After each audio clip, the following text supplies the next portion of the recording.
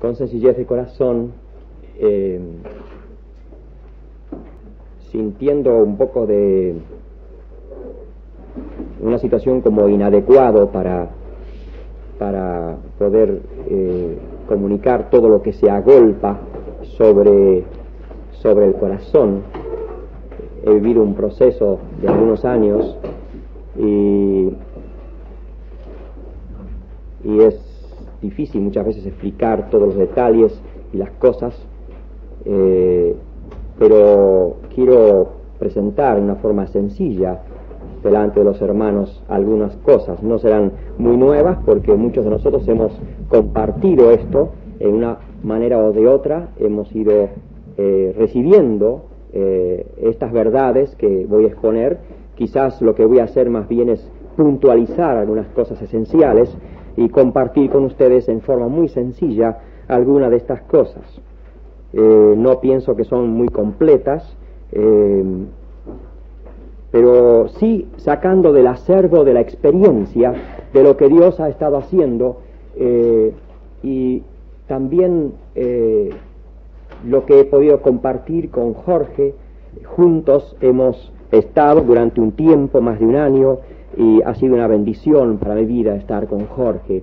He visto cómo Dios quiere tomar un pueblo, un cuerpo, y comunicar su verdad a los miembros del cuerpo, y a medida que el cuerpo comienza a recibir la verdad, no un hombre ya, no una persona, sino el cuerpo, esa verdad comienza a hacerse grande y poderosa. Entonces, al juntarme con Jorge, muchas cosas se cristalizaron. Al juntarme con otros, se van cristalizando más. Y yo estoy solamente exponiendo ahora verdades que estamos muchos de nosotros compartiendo nuestra experiencia, y seguramente sería muy enriquecedor poder escuchar otros testimonios.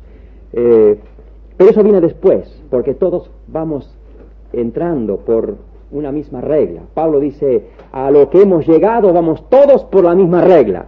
Y entiendo que el Espíritu de Dios está anunciándonos un levantar de un ejército disciplinado que va a comenzar a marchar bajo de las órdenes del Señor. Las órdenes serán claras, las órdenes serán precisas, las órdenes vendrán y serán recibidas, se pondrán en ejecución, y habrá un pueblo que obedezca a su Señor. Hay un solo espíritu, hay una sola mente que dirige. Por lo tanto, en algunas cosas puede haber diferencias, pero en lo esencial, en lo fundamental, en lo que es la marcha del pueblo y la línea que va a seguir el pueblo en cuanto a su operación, su forma de ministrar, los elementos básicos, las columnas de todo eso, tienen que ser tan claras y tan compartidas por todo, que se forme el verdadero ejército de Dios. La disciplina, el orden, la marcha, la coherencia. No solamente dentro del campo de Dios tiene que haber una coherencia acrisolada, sino también los que miran de afuera ven un solo pueblo. No un montón de gente guiada por distintos enseñantes, cada uno haciendo lo que bien le parece, sino todos guiados en una forma incuestionable y a la vez inexplicable por una sola mente, que es la mente de Cristo. Dirán algunos, ¿cómo hace uno para juntar semejantes hombres, todos diferentes, en su contexto, en su forma de pensar? ¿Cómo hace para juntarlos en una sola unidad? Evidentemente es la mente de Dios que está gobernando. Dios está obrando en todo el mundo, no hay duda, es incuestionable la obra del Espíritu Santo en todo el mundo. Una cosa fundamental es la unidad de la Iglesia, es un ítem principal para Dios. Un ejército como un solo efectivo, poderoso ejército bajo Dios es lo que Dios está queriendo.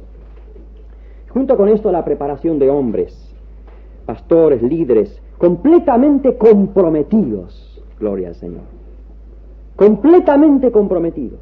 Sus familias, su peculio, sus intereses, su cuerpo, su vida, su todo puesto debajo de ese Señor que es el que les da guía. Esto es lo que es el punto, uno de los puntos fundamentales en el programa de Dios. También Dios tiene que levantar los grandes dones. Él tiene que producir apóstoles, profetas, evangelistas, etcétera. Pero Él ahora está tratando a nivel de pastores para normalizar y bendecir a los pastores que Él ha puesto sobre su grey. Los demás dones seguramente que están ya quizás con cierta vigencia, quizás algunos ya están señalados por Dios, no tengo duda de eso, para otros dones de ministerios más altos, pero la verdad es que Dios está queriendo poner en orden el pastorado, para que los pastores nos normalicemos y pongamos en orden nuestras congregaciones. Hay palabras que en el mundo entero están siendo muy mentadas. Palabra carisma, por ejemplo, es una palabra muy, muy mentada en todo el mundo. Por todas las naciones se oye de carismas, unción del Espíritu, bautismo en el Espíritu Santo.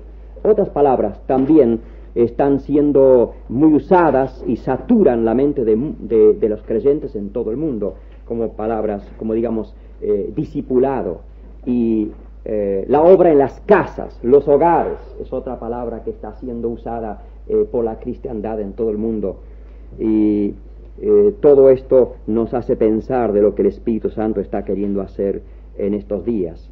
Lo que me impresiona enormemente es esta congregación a la cual hemos llegado esta mañana. Decía Keith que es un hito. Realmente es una congregación significativa, porque realmente esta mañana nos hemos unido aquí, o en este retiro nos hemos unido los que estamos dispuestos a estar comprometidos con el Señor, juntamente con aquellos que colaboran con nosotros. Ahora, este es un punto de avanzada significativo. Yo creo que todos lo entendemos así. No nos miremos, humanamente hablando, no creemos que es gran cosa. Dios también tomó esos 12 hombres que ninguno de ellos era gran cosa. Pero con ese puñado que estaba comprometido con Cristo Jesús, Dios se dispuso a hacer una obra que llevó el Evangelio a los confines del mundo de entonces. No vamos a mirar nuestra pequeñez. Hemos mirado esta mañana la grandeza y la gloria de aquel nombre y hemos oído proféticamente lo que Él quiere hacer. Y no solo Dios nos ha hablado de su grandeza, de su nombre, sino también nos ha animado a los que podemos estar desanimados para decirnos, queridos, yo estoy haciendo una obra en tu corazón, tú te sorprendes, pero no es para desanimarte, sino para levantarte y para ser parte de este plan maravilloso.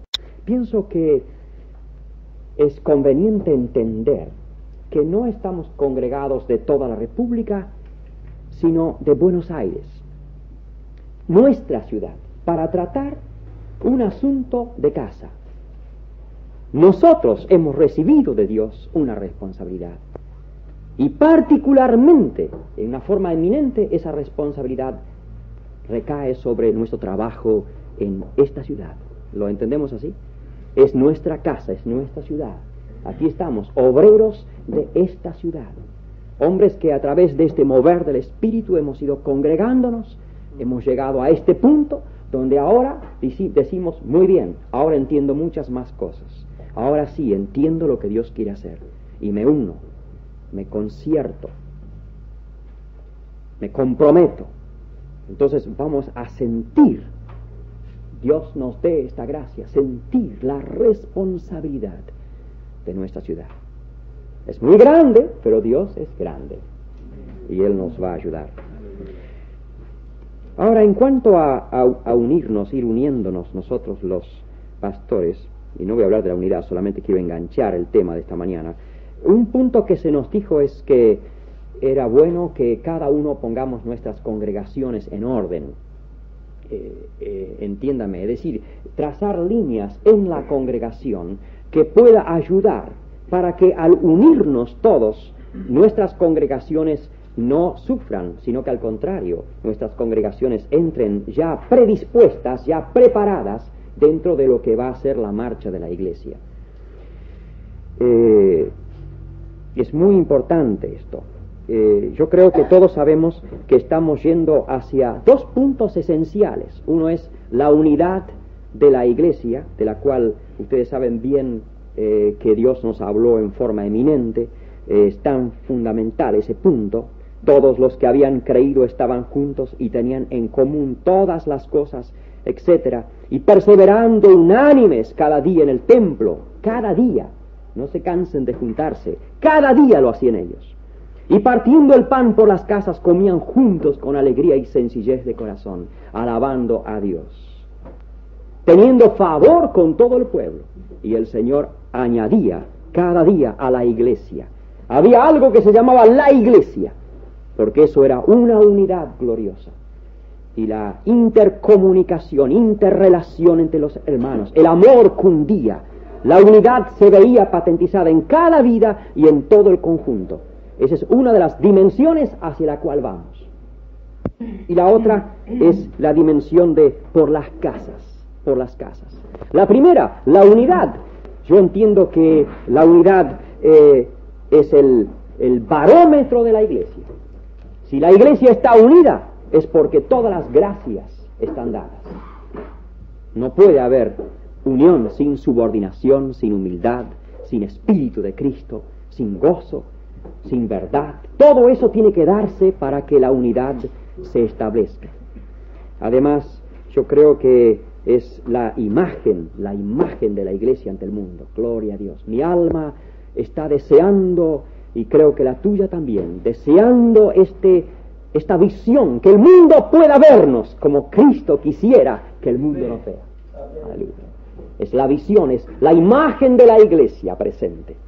¿Quiénes son? Estos son los que siguen al Cordero. Estos son los que tienen uno que les gobierna. Esta es la casa de Dios. Este es el reino de Dios en la tierra. Su lenguaje es distinto, su espíritu es diferente, todo es diferente. Mientras el mundo se rompe, se corrompe y se hunde, estos están en pie, alabando. ¿Qué tienen adentro? Queremos saber. Entonces el mundo viene, la imagen de la iglesia, el reino de Dios. Además, la potencia de Cristo. Creo que todos tenemos fe de que esto está por ocurrir, gloria a su nombre. Pero esto tiene que empezar por las casas, porque todos los días ministraban los apóstoles por las casas enseñando, y las casas eran un elemento fundamental para este proceso. Y pensamos, hemos hablado de esto ya entre los pastores, que si en nuestras congregaciones, yo ahora hablo de cada pastor en su congregación, no hay una clara manifestación de una obra auténtica en las casas, ¿no? No va a estar preparado para unirse al pueblo de Dios, porque no es cuestión de deshacer lo que estamos haciendo ahora para hacer otra cosa, sino de afirmar lo que actualmente estamos haciendo, de tal manera que la obra que hacemos ahora quizás no del todo fructífera, llegue a ser muy fructífera, y lo que ahora no está muy afirmado, llegue a estar muy afirmado en las casas, atrincherándonos y levantando ministerios fuertes en las casas. Entonces, una vez que está eso dado, todos podemos concurrir a la unidad que será para bendición de todos. Yo no voy a entrar en muchos detalles de eso porque hemos tratado eso seguramente aparte y sabemos a qué me refiero. Ahora, al faltar la unidad establecida por Dios, nosotros hemos vivido todos una unidad creada, una unidad fabricada, cada uno por su cuenta. Individualmente los pastores han erigido templos donde se buscaba la unidad de todo el grupo, o si no, denominacionalmente teníamos nuestros congresos de la ciudad o congreso nacional. Con más ambición tantas veces se han hecho campañas unidas, congresos internacionales, porque ha habido un deseo en la cristiandad, en todo el pueblo de Dios, de la unidad. Pero todos estos elementos, creo que hago bien en decir que tienen que dar lugar al elemento, a la verdadera unidad que Dios ha establecido. De modo que al tratar el asunto esta mañana es importantísimo que cada uno de nosotros permita que Dios desplace de su mente lo que hemos tratado de hacer para lograr una unidad, y permitir que Dios nos lleve adelante sin, como diríamos, sin polvo ni paja, hacia lo que Él quiere hacer para que se establezca eso real que Dios quiere poner. Así que es muy importante que estemos blandos delante de Dios para que el elemento que puede estorbarnos yo no lo califico, cada uno sabe, el elemento que puede estorbarnos sea removido. Eso que ocupó el lugar de la verdadera dimensión que Dios está por darnos, sea desplazado para que nosotros podamos entrar estrepitosamente dentro de lo que Dios está haciendo en esta hora. Ahora, la iglesia en los hogares es el tema que tenemos que tratar eminentemente.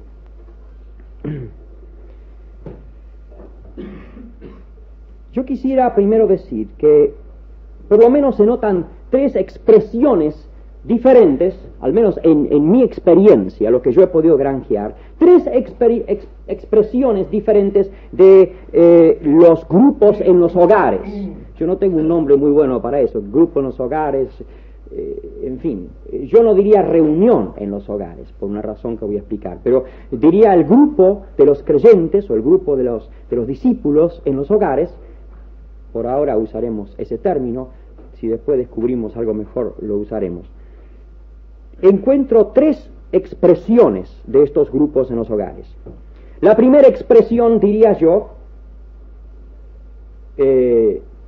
bueno, antes de eso voy a tratar tres puntos fundamentales, tres preguntas básicas que nos haríamos nosotros en cuanto a la obra en los hogares. La primera pregunta sería el porqué de los grupos en los hogares. El porqué de los grupos en los hogares. El segundo sería cómo debieran funcionar. Y en tercer lugar, cómo crecen y cómo se multiplican. Yo creo que hago bien en mencionar estas tres preguntas que más o menos van a dar sentido a lo que vamos a decir esta mañana. Así que primero el porqué de los grupos en los hogares, cómo debieran funcionar y cómo crecen y se multiplican. Muy bien, vamos a tomar el primero entonces, el porqué de los grupos en los hogares. Lo primero que quiero decir es que estos grupos en los hogares no son reuniones en los hogares. No son meras reuniones en los hogares. No tiene nada que ver con gente que asiste a una reunión. Aunque esa reunión contenga alabanza, contenga expresiones carismáticas, contenga un mensaje perfecto, una enseñanza. Es decir, comprende, no estoy calificando la reunión clásica que llamaríamos evangélica, sino estoy calificando una reunión de lo que llamaríamos el mover.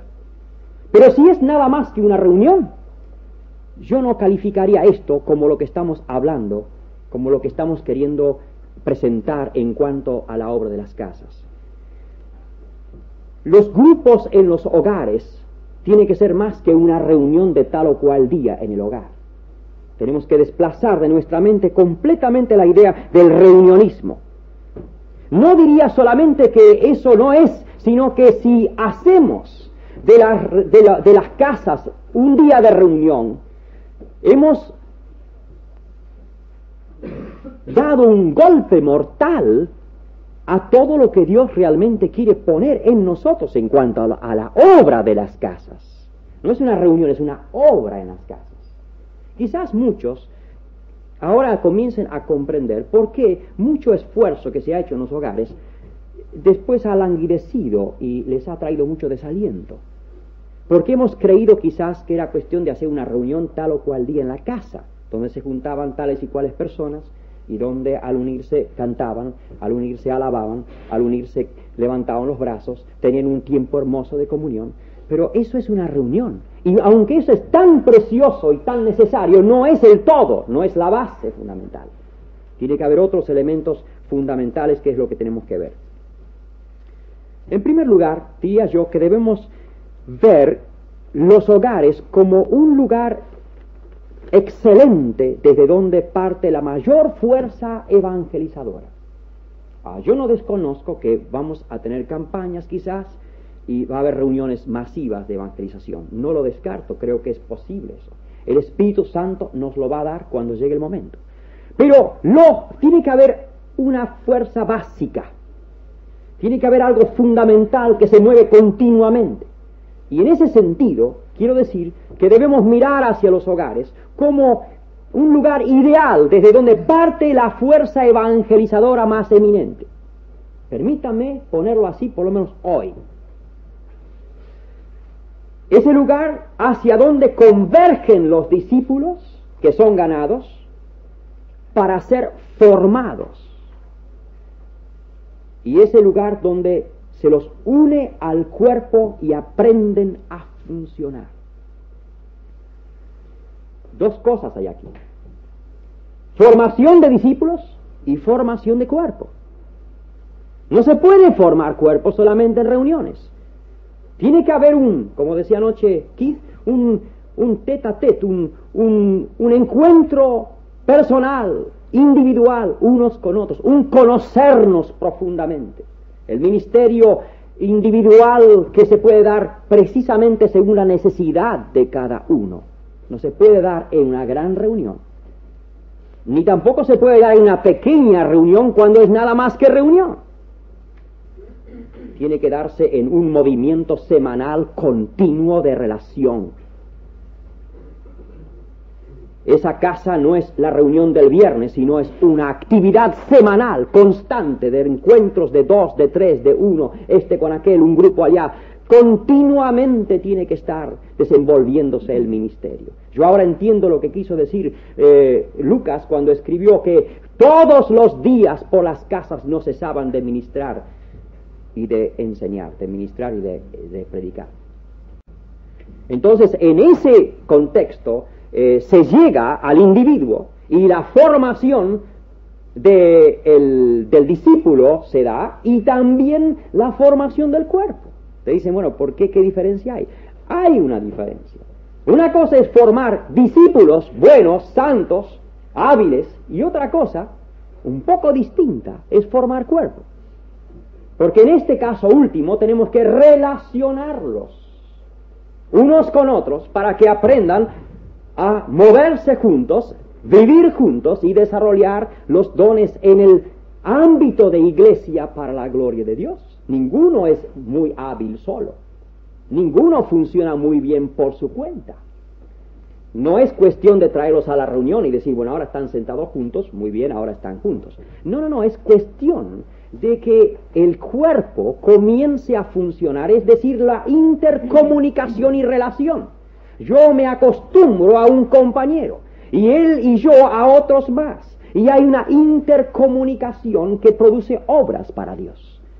Nos animamos, nos vemos juntos, oramos juntos por ciertas cosas, salimos a hacer obra para Dios juntos. Todos tienen que estar unidos de esa manera a una parte del cuerpo de Cristo. Por eso señalo que estas dos dimensiones se dan en el hogar.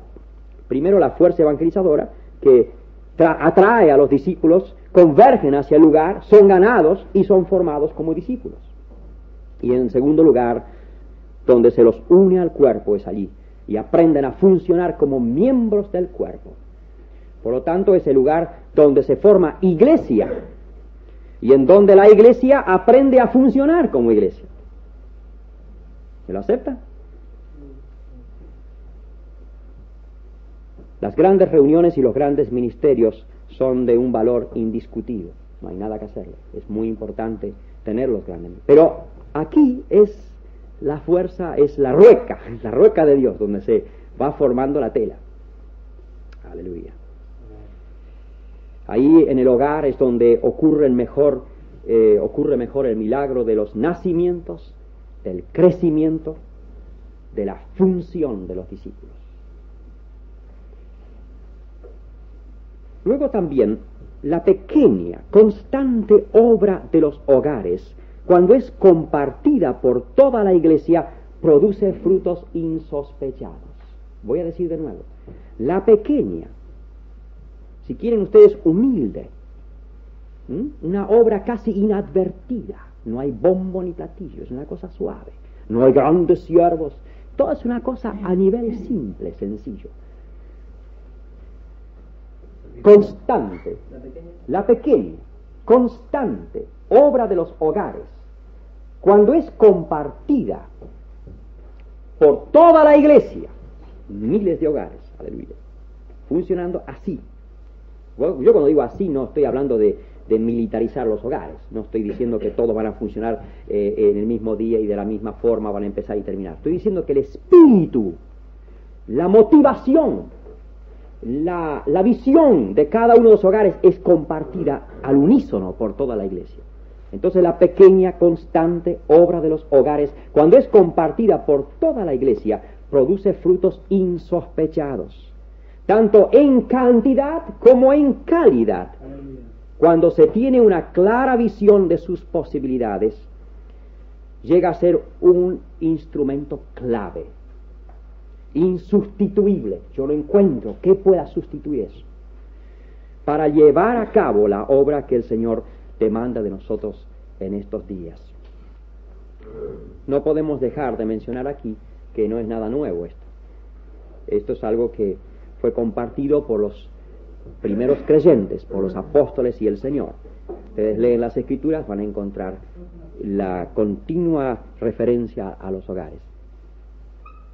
Esa idea de compartir, cuando la iglesia comparte, ¿se refiere a compartir la idea del trabajo en el hogar o la idea donde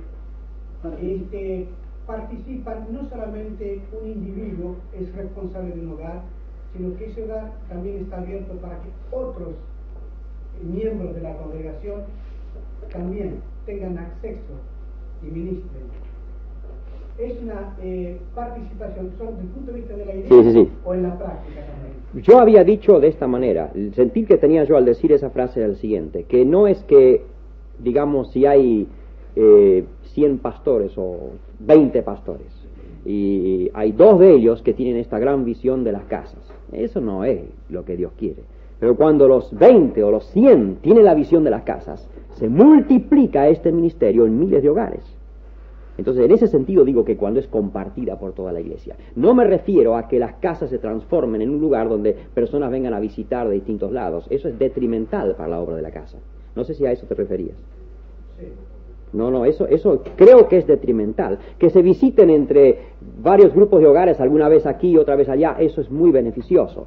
Pero conviene que cada uno se atrinchere, ¿no? Hay poco tiempo, no podemos andar paseando, cada uno tiene que abocarse al trabajo, de modo que los hogares deben funcionar muy en sí, y luego intercomunicarse.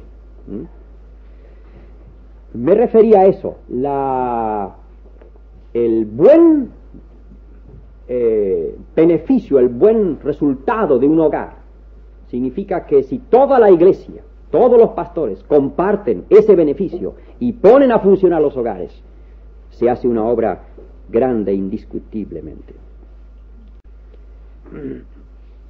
Hoy, ¿sí? Bueno,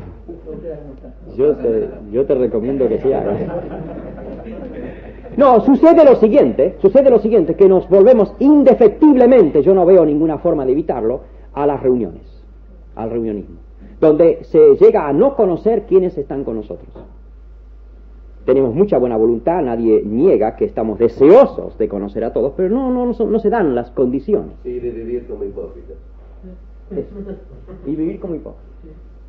Sí, y decimos y cantamos aleluya cuando todo va mal, y decimos qué gozo es estar en Cristo cuando evidentemente no pasa nada. Entonces, pero como hay que seguir, y llegamos a retrogradar a los viejos estratos de antes, que a eso no queremos llegar nunca. Hoy tenemos que volver a los hogares de los cuales nunca debiéramos habernos apartado, digo yo acá, ¿no? Pero al volver debemos devolver al hogar el mismo lugar que ocupó en el tiempo del Señor. Aunque ustedes conocen de memoria, vamos a leer algunos pocos versículos sobre los hogares. Vamos a leer primeramente Hechos 5:42.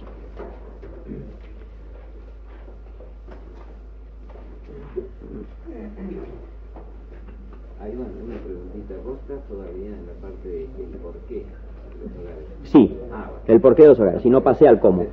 Sí, voy a venir al cómo, sí. Pienso que es importante que captemos a fondo. Sí. 5:42 de los Hechos. ¿Alguien quiere leer? y todos los días en el templo y por las casas no cesaban de enseñar y predicar a Jesucristo. Las casas, anotaron ahí, las casas. Todos los días, no cesaban.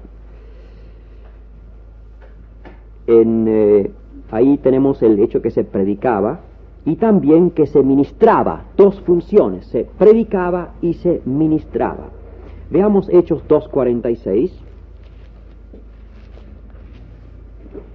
¿Alguien lea? Y perseverando unánimes cada día en el templo y partiendo el pan en las casas, comían juntos con alegría y sencillez de corazón. Gracias. No sé si ustedes admitirían que algunas veces comían simplemente y otras veces era el partir del pan, que se menciona un poco más arriba, que sería lo que se ha dado a llamar la cena del Señor. Ahora, noten ustedes, se predicaba el Evangelio, se ministraba la palabra y se partía el pan, o sea que también se celebraba la cena. Vamos a leer ahora una mención que tenemos en Filemón. Bueno, hay varias menciones de la iglesia en tu casa, quizás no sé si vamos a leer todo, pero sí, doy los textos. Filemón, versículo 2, el caso de Aquila y Priscila, mencionada en Romanos 16:5. Romanos 16:5. Aquila y Prisca, no sé si serán los mismos, pero en la Biblia de Jerusalén, ¿son los mismos? Bueno, en la Biblia de Jerusalén cambia el nombre. Ellos están mencionados en 1 Corintios 16:19. 1 Corintios 16:19. Y finalmente en Colosenses 4:15 habla de la casa de ninfas donde también funcionaba una iglesia. Noten ustedes, cuando yo digo es necesario volver a dar al hogar el lugar que Dios le dio en el tiempo, primero, me refiero a esto, que el hogar sea un lugar eminente, un lugar de acción total, un lugar donde toda la iglesia, en menos digamos el ministerio, cuando toda la reunión, toda la iglesia se reúne en uno, pero al menos en pequeña escala se dan todos los actos de la iglesia. ¿Cuántos creen que en la casa se bautizaba? No hay ninguna duda de eso. Así que bautismo, cena del Señor, la predicación del Evangelio y también el ministerio de la palabra. Debemos ver los hogares como algo que es accesible a todos también. Es muy importante el punto este. Aunque estos puntos no son de un orden tan espiritual, sin embargo es muy importante entender que los hogares son accesibles a todos. Un punto importante. Sí, cada 4 o 5 personas tiene una casa. Y las casas están en el exacto lugar donde vive la gente. Es decir que, ¿te das cuenta? Y geográficamente están en toda la extensión de la urbe. Así que te das cuenta, es algo que ni hace falta decirlo, casi... ténganlo en cuenta, porque algunos dicen, pero es muy importante. Yo una vez me puse a pensar en las casas y en los pájaros, y saqué una lección muy fuerte para mi espíritu cuando estudié los nidos de los pájaros. Y me di cuenta que si Dios hubiese hecho los nidos de una paja especial, de un largo especial, de una cierta madera, en algunos bosques no habría nidos. Pero Dios dio sabiduría a los pájaros para hacer los nidos de los palitos que había, de las pajitas que encontraban ahí en el suelo. Y yo me puse a pensar cuál es la pajita que puede hoy equipararse a eso. Algo común, algo que está en todas partes, y son las casas. Hay nidos más grandes, nidos más chicos, nidos más hermosos, pero y las casas son igual. Y debemos entender entonces que son accesibles a todos y las tenemos en cantidad. No hace falta pagar alquiler, no hace falta comprar muebles, no hace falta pagar la luz, no hace falta pagar el gas. La vez pasada estaba yendo con Antonio, estábamos yendo... Sí,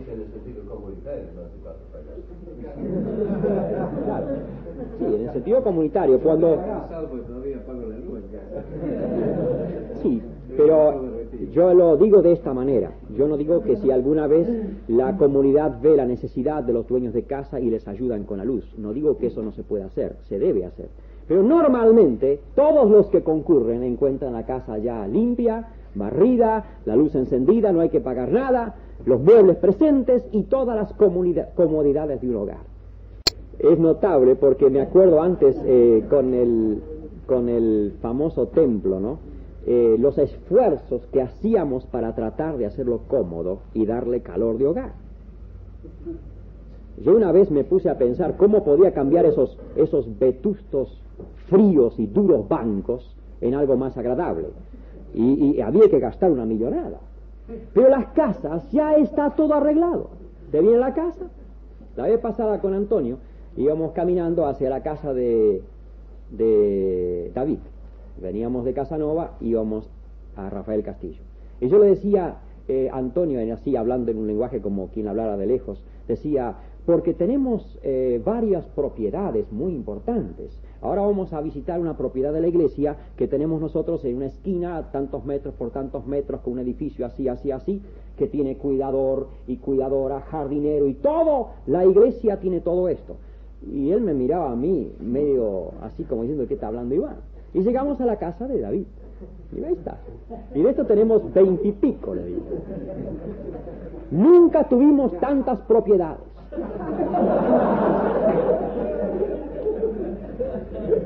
Miren,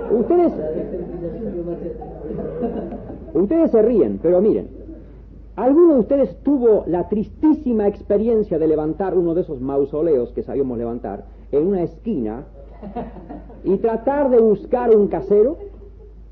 ¿Algún casero, alguna familia que quisiera vivir allí? Que fuera noble, que fuera espiritual, que fuera de buen testimonio.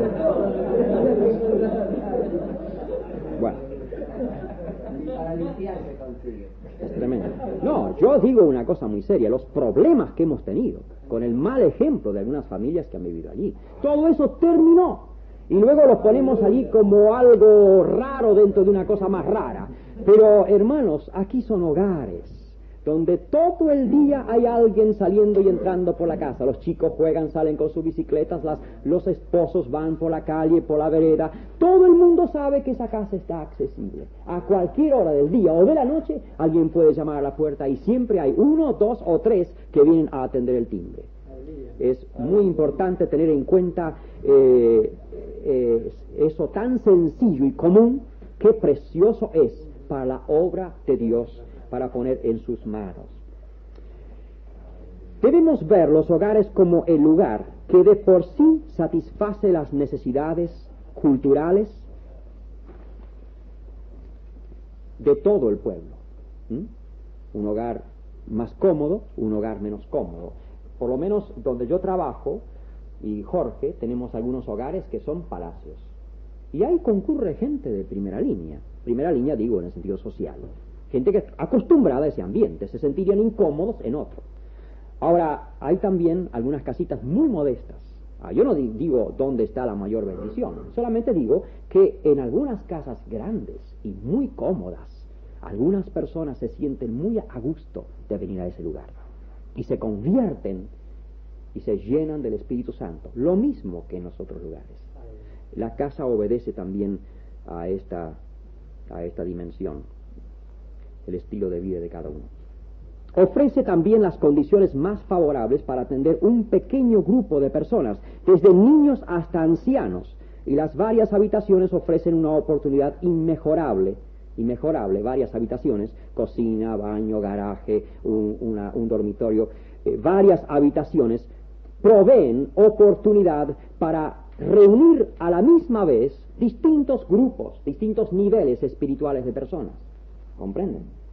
Una cosa que hemos notado en los hogares es la importancia de dividir el grupo muy frecuentemente, dividir el grupo, no por sexo tanto, sino por nivel de crecimiento. Los nuevos, por ejemplo, que vinieron por primera vez, es lindo, después de un poco de alabanza y algún tiempo de oración, llevarlos aparte para que un buen hermano pueda tratar con ellos. Todos ellos son nuevos, así que se los saluda, uno saca un cigarrillo, se pone a fumar, lo más tranquilo, le damos qué sé yo, le damos la tetera o cualquier cosa para que ponga la ceniza. Y se sienten a gusto allí escuchando la palabra de Dios. Una reunión que no se podría celebrar con el conjunto de los demás.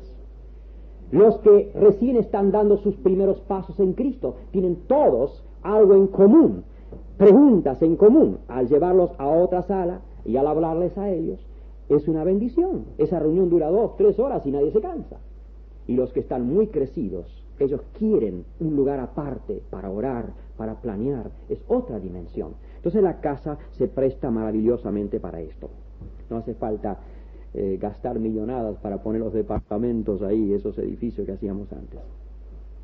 Muy bien. Ofrece la oportunidad de multiplicarse espontáneamente en otros hogares y seguir la cadena. Si queremos gran multiplicación, debemos contar con elementos simples y accesibles a todos. Es muy importante. Cuando nosotros pensamos en una gran multiplicación, voy a repetir eso de nuevo dentro de un momento, tenemos que entender que los elementos en juego tienen que ser sencillos y accesibles a todos. Si nosotros estamos pretendiendo una multiplicación masiva, los elementos que se usan, que están en juego, que componen la célula viva de ese elemento, tienen que ser simples y accesibles a todos. Si en algún sentido necesitan algún dinero especial o alguna dote mental o de cierta preparación de individuo, ya no podemos hablar nosotros de multiplicación masiva, ya lo exclusivizamos. Así que el hogar tiene esa ventaja, que los nuevos ciclos de hogares que se abren, no hay problema porque los hogares existen en todas partes y están accesibles a todos. Voy a resumir un poco, conclusión de esta parte. Primero, es el terreno ideal para atraer a los nuevos discípulos, formarles y ponerles a trabajar. Es el terreno en que ocurre, mejor que ningún otro terreno, el milagro de los nacimientos, del crecimiento y la función de los discípulos. En segundo lugar, es el instrumento que mejores posibilidades ofrece para la multiplicación, debido a que 1 de cada 5 personas tiene una casa. Se requiere no solo la multiplicación de discípulos, sino de un lugar adecuado de reunión. ¿Comprenden cómo digo multiplicación? Multiplicamos discípulos, pero necesitamos multiplicar el lugar, el ambiente donde vamos a formarles. Cuando se inicia algo con elementos costosos, poco comunes, etc., hacemos menos posible la extensión a sucesivos ciclos con esos elementos que alguno lo puede tener y otro no lo tiene.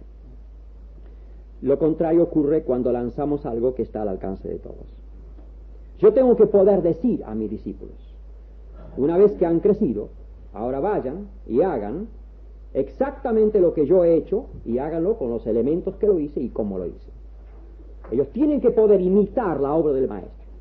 Es muy importante entender esto para la multiplicación y los sucesivos ciclos.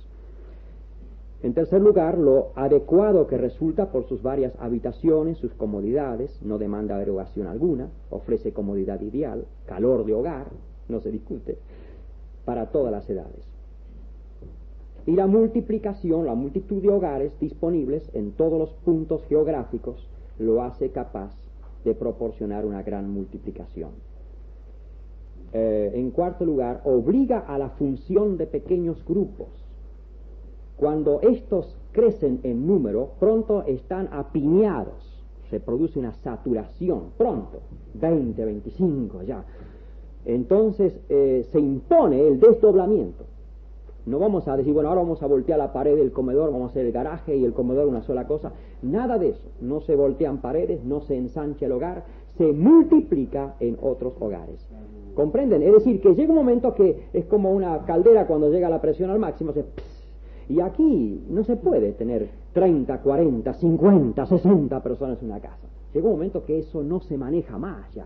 Estamos todos apiñados, corriéndonos por la pared, nos rompen los botones del saco. Tenemos que buscar quienes ya están preparados para agrandar, para dar el paso siguiente. Amén. Muy bien, esa es la parte primera. Yo quería ser un poco cuidadoso aquí para que no se nos escape la importancia enorme que tienen los hogares en todo el sentido, y que volvamos a darle el valor que tenía en el principio cuando el Señor los usaba tan admirablemente, y también los apóstoles. ¿Podría hacer una pregunta? Sí, querido. En esta etapa, Iván, me parece tan tremendo todo esto que estás enseñando, que para mí tiene una importancia muy grande lo que te voy a preguntar. Yo entiendo que, como muchas cosas, esos salones mausoleos, lógicamente, afloraron porque no estaban los hogares, ¿no es cierto? Y ahora Dios está llevando la cosa donde tuvo que estar siempre. Claro. Y se van a ir los mausoleos y van a quedar los hogares. Acá viene la pregunta. No te entiendo bien cuando decías al principio que tiene que ser necesariamente muy distinto de lo que era una reunión. Y decías que no se puede, por ejemplo, llevar mucha gente, sino que básicamente tiene que ser 1 o 2 con cada hogar ministrando. Es decir, no sé si yo capté lo que vos querías decir. Te lo pregunto de otra manera. Sí. Yo supongo que por ahí en Roma, suponte que había un montón de casas como la de Prisca y Aquila. Pablo la iba a visitar, era un ministerio. Claro. Suponte que yo soy en el cuerpo ojo y sé que vos sos otra cosa, y si yo te llevo a vos a los hogares que yo atiendo para que le des de lo tuyo, ¿lo ves como factible? Sí, como factible sí, Sí, pero no como algo que tiene que darse muy frecuentemente, porque entonces desautorizamos a los que trabajan, porque siempre el que trabaja y que es menor va a dar lugar al que es mayor y no se va a ejercitar él. Precisamente después vamos a tocar en el punto del desdoblamiento de los hogares la necesidad de que los que han ministrado y han formado el primer grupo de discípulos, de los cuales salieron estos 2, digamos, que fueron a formar otro hogar, es conveniente que estos no vayan allá, que se encarguen ellos, que se hagan como el águila que tira los pollos del nido, que andan ahí, que hagan eso allá, para que se formen. Ahora, eso no excluye lo que dice el hermano Darling, de ninguna manera, no excluye, pero no sería una función muy continua, ¿no? Ahora, lógicamente... No entiendo. Sí. Vos querés poner énfasis en la responsabilidad de la generación de esto. Claro. Pero como yo la iglesia ya no la veo más en mausoleos, entiendo que en el funcionamiento de todos los ministerios tendrá necesariamente un día que ser en las casas.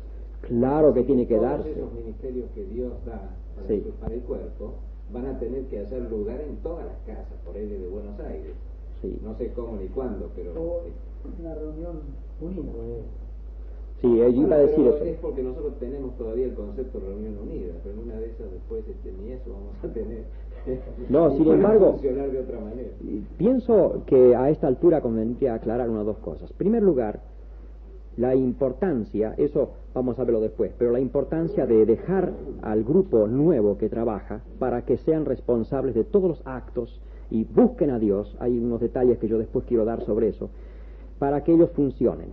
Y la presencia de obreros más calificados sea una cosa no muy frecuente para que ellos puedan ejercitar sus dones.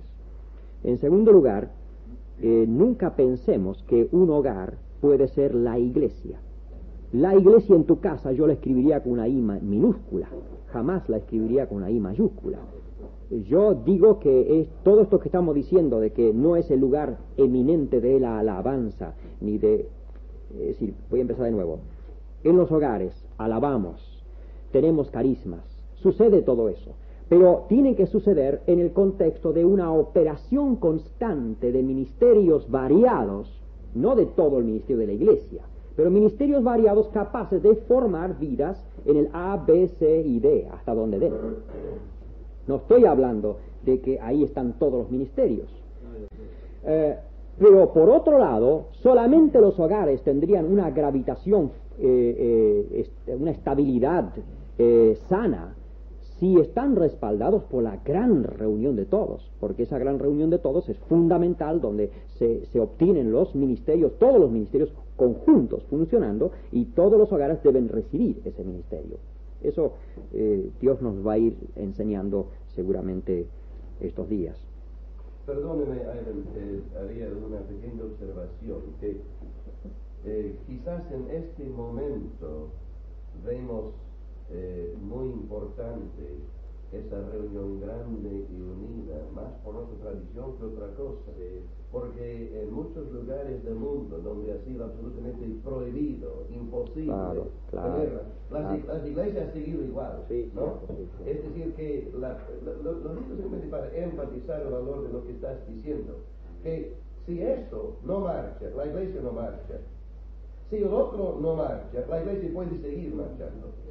Es decir, No, la reunión unida yo la entiendo como una transición. Y como dijiste vos, Dios nos va a ir enseñando. Pero cuando ya estemos tan en la otra concepción de las casas, vamos a encontrar que el ministerio de los ministerios no necesitaban tanto de esa otra gran concentración, porque encontraban su marco en las casas. Ahora, ¿cómo será? Lo vamos a vivir, yo no sé qué. Yo pienso que el sapo anda mejor con 4 patas que con 3. Si podemos tener la reunión grande, tengámosla. Si no la sacan, lógicamente que van a mandar, ¿no? Y Dios va a mantener su iglesia.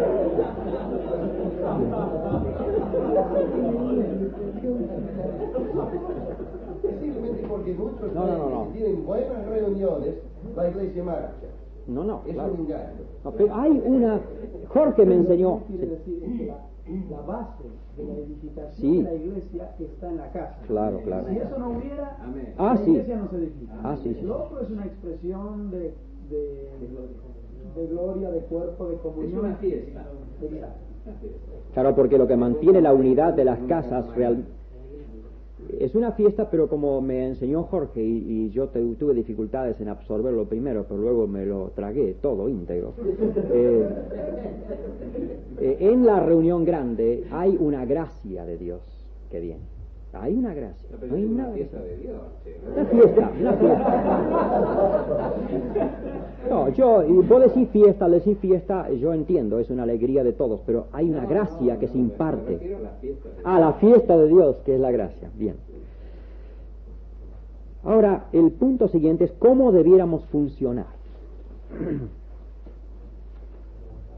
Entonces aquí viene lo que yo iba a decir al principio y lo dejé para este momento. Hay varias posibles expresiones en estas reuniones de la casa. Lo que voy a decir ahora, por supuesto, lo tomo de mi experiencia. Ustedes pueden tener otra experiencia, pero yo les voy a contar lo que Jorge y yo hemos estado viendo en este tiempo. Yo voy a mencionar 3 posibles expresiones. La primera es encuentros ocasionales de vecinos y amigos. Y yo le pongo un título para que ustedes lo identifiquen. Encuentros ocasionales de vecinos y amigos.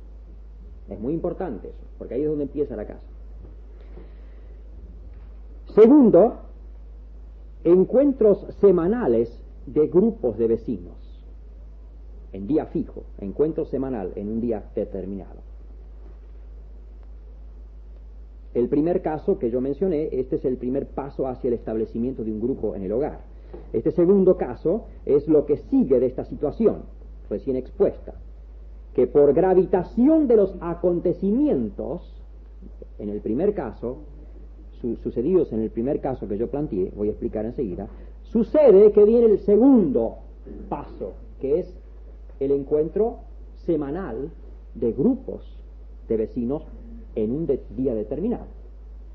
Es decir, que si los encuentros ocasionales de vecinos al principio producen algo, viene lo segundo. Si no produce nada, no viene lo segundo. Pero si se produce algo, por la gravitación de los elementos que están en juego, se hace necesaria la segunda etapa, que sería lo que hemos mencionado recién, de establecer la reunión en un día determinado de la semana, etcétera. Y el grupo entonces principal, de donde son miembros estos 2, digamos, que están ministrando en esa casa, lo van a hacer un día que no haya reunión con el grupo principal.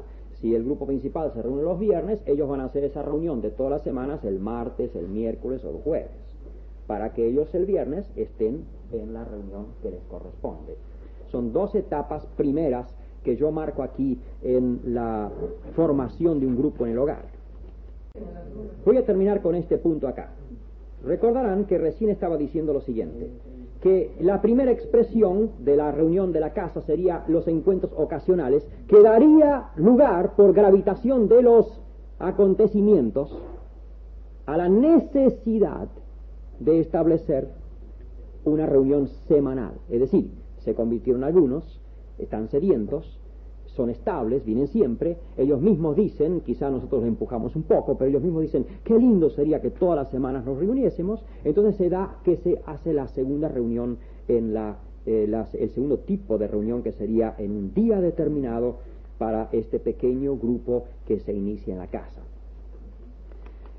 Durante todo este tiempo, vuelvo a recalcar, los que están trabajando en este hogar concurren a la reunión del grupo principal.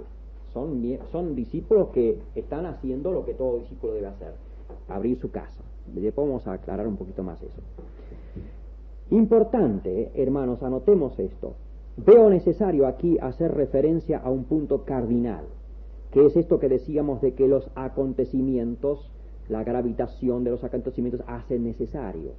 Porque en todo este proceso debe haber una armonía perfecta entre el obrero y lo que el Espíritu Santo está haciendo. Aquí no hay ninguna posibilidad de organizar nada. Yo no puedo ir a un árbol y decir, bueno, voy a poner una raya de tiza, aquí va a salir una rama. Yo no puedo decir eso. O por ahí veo un brote y digo, este brote va a tener 2,5 metros. Yo no sé lo que va a pasar. Quizás el que digo 2,5 metros tiene 20 centímetros, y el que digo 20 centímetros tiene 7 metros se hace un árbol. No se puede determinar la vida con anterioridad. Es una cosa que sucede, y yo tengo que interpretar lo que está sucediendo nada más. En el caso que estamos tratando, el matrimonio que decide abrir su casa, ¿no?, para estos encuentros ocasionales con los vecinos, jamás podrá realizar ese encuentro si no se da el grupo. Si no, sería puro grupo. No, digo esto porque hay algunos que quieren tener una reunión en la casa y van a juntar aunque sea pagándoles. No digo eso, pero... Por favor, venga. Mire, venga a mi casa, doña Juana, y junta a la doña Juana con doña Lucía, con doña Crisóstoma, y qué sé yo. Y eso no es el grupo que Dios quiere.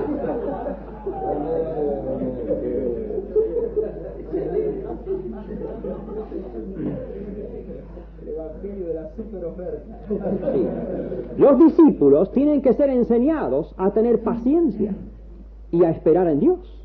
Este proceso viene de arriba, no hay nada que hacerle. Ahí están los hambrientos. Yo estoy hambriento de darles pan, pero yo no les puedo dar pan si ellos cierran la boca. Mucho problema viene cuando los discípulos no saben administrar las cosas de Dios correctamente. Hay uno que está así, toma la comida, lo mata. Y otro que se pasa el día con la boca grande así que nadie lo mira.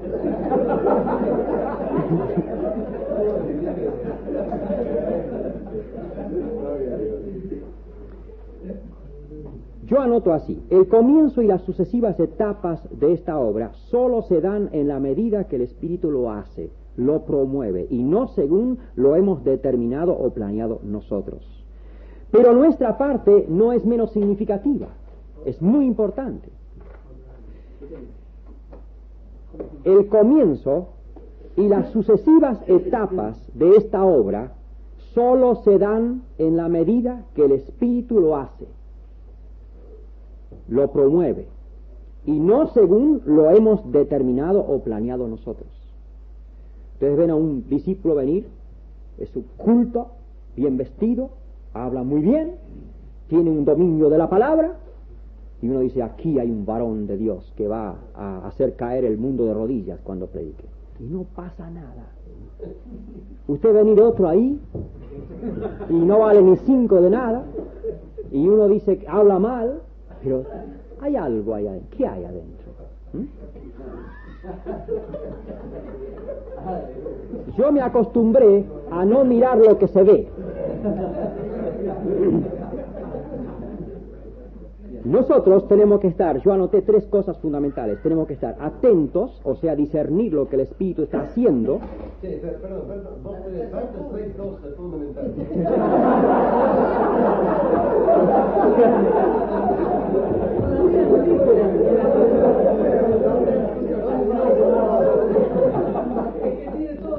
No. La tercera expresión no la diste todavía. Perdónenme. No importa, seguí adelante. No la diste. No importa, porque habíamos dicho que daba la tercera expresión. No, estoy dando la segunda. Claro que está tan bueno que te Yo no sé a dónde estoy.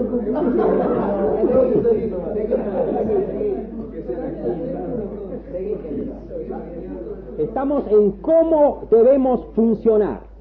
Y yo indiqué las tres expresiones, de las cuales mencioné solamente dos. Y estoy...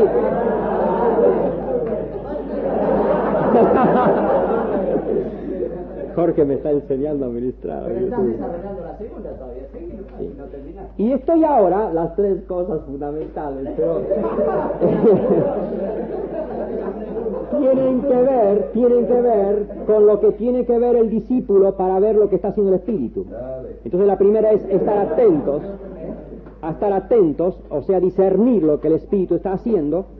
Recién hablábamos de que nada se puede planear, que tiene que ser el Espíritu. Ahora estoy diciendo que no vayamos a descuidar la parte humana.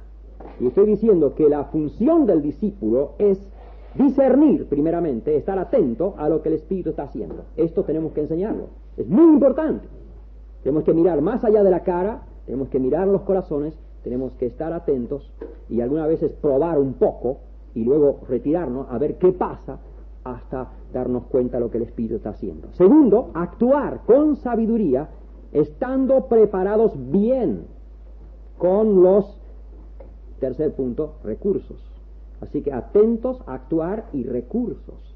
Si yo estoy muy atento, pero cuando voy a actuar no tengo con qué, tengo que saber cómo actuar. Lo mismo sucede con las casas. Cuando una persona abre su casa y sabe que primero va a abrir su casa, es una cosa ocasional, luego va a venir una reunión estable, luego va a venir una reunión del grupo de discípulos y luego va a venir una multiplicación de casas, que la persona se pone a trabajar ahí con todo su ánimo, porque sabe dónde va a ir.